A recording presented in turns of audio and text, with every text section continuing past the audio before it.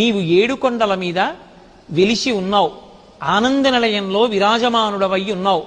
అటువంటి నిన్ను దర్శించి నీకు సేవ చెయ్యాలనేటటువంటి సాత్వికమైనటువంటి బుద్ధితో ఎక్కడో దూరంగా ఉండేటటువంటి నేను ఇంత ప్రయాణం చేసి వచ్చి నీ దివ్యమంగళమూర్తిని దర్శించి సేవించి ఆనందిస్తున్నాను.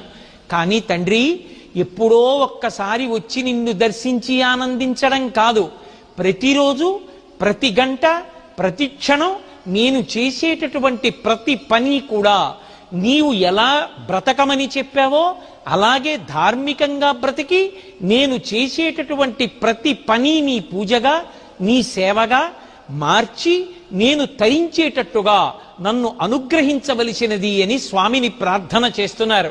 అంటే ఎప్పుడో ఒక్కసారి వచ్చి స్వామిని దర్శించామన్న బుద్ధితో తిరిగి వెళ్ళి మళ్ళీ సాంసారికమైనటువంటి బంధనమునందు చిక్కుబడి అధార్మికమైనటువంటి జీవన